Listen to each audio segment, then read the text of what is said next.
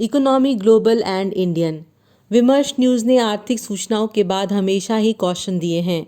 आर्थिक इतिवृत्त अस्पष्टता से कहता है कि अमीरों की बढ़ रही अमीरी और इसके परिणाम से पैदा गैर बराबरी लोगों को जान से मार रही है।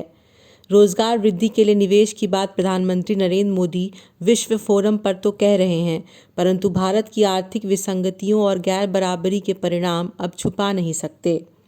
अंतर्राष्ट्रीय स्तर की स्वयंसेवी संस्था ऑक्सफैम ने कोविड-19 महामारी के काल में ग्लोबल इकोनॉमी का एक सर्वेक्षण किया है।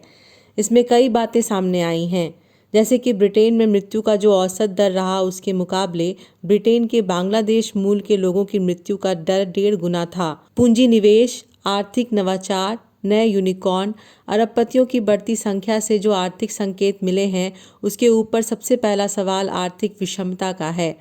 ऑक्सफैम ने बताया है कि दुनिया भर के 1% अमीरों की आमदनी कोविड-19 महामारी के दौर में इसके पहले के मुकाबले दोगुनी हो गई है।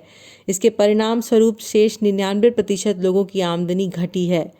भारत में अरबपतियों की संख्या के 94 से बढ़कर 135 हो जाने और इनके हाथ में धन और धरती का ज़्यादा हिस्सा आ गया, परिणाम स्वरूप अरबपतियों के हाथ में जहां एक साल पहले 18% संपदा थी, वहीं पिछले साल के अंत तक संपदा 25% हो गई है। ऑक्सफैम के विश्व रिपोर्ट के अनुसार बढ़ती विषमता का परिणाम लैंगिक विषमता के बढ़ने के रूप में भी देखा गया है। अनुमान लगाया गया है कि महिलाओं की आमदनी 800 अरब डॉलर घट गई है। इनके अनुमान के अनुसार पूरी दुनिया के वर्कफोर्स में से 3 लाख महिलाएं बाहर धकेल दी गई हैं।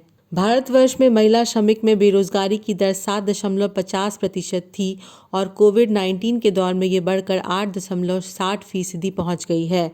भारत में श्रमिक वर्ग के कुल आय में महिला श्रमिकों का हिस्सा केवल 18% है। चीन को छोड़ दे तो बाकी बचे एशिया में महिला श्रमिकों की आय 21% है। विषमता विकासशील और विकसित देशों के बीच में भी बढ़ा है।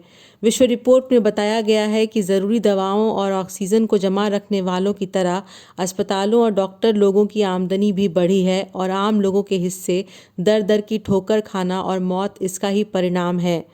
ऑक्सफैम नाम के एनजीओ ने विश्व स्तर पर जो आंकड़े जुटाए हैं, उसके अनुसार कोविड-19 महामारी के दौर में आमतौर पर शिक्षा और स्वास्थ्य तथा समाज कल्याण के विषयों पर सरकारों का ध्यान घटा है। अमीरों की अमीरी बढ़ी है। हालांकि ऐसा तब से लगातार जारी है जब नई आर्थिक नीति के नाम पर पूंजीपतियों और उद्योगपतियों को तो सरकार के मुकाबले ज़्यादा शक्ति दी गई, परंतु इसके ही द्वारा उत्पन्न परिस्थिति की ओर साथ साथ गरीबी भुखमरी की ओर ध्यान नहीं दिया गया। आर्थिक प्रगति के नाम पर पूंजीपतियों और उनके निवेश को बढ़ावा देने की जगह सरकार का जनता के जीवन स्तर में बेहतरी लाने का होता है।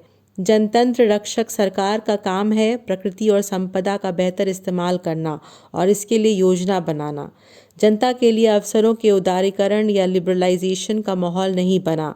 इसका ही परिणाम है कि कुल मिलाकर बाजार में मांग तो नहीं बढ़ा और रोजगार भी नहीं बढ़ा, पर कीमतें बढ़ती चली गईं। विमर्श न्यूज़ इन सरल विश्लेषणों को व्यापक रूप से फैलाने के लिए आप दर्शकों के शेयर और सब्सक्राइब पर निर्भर है।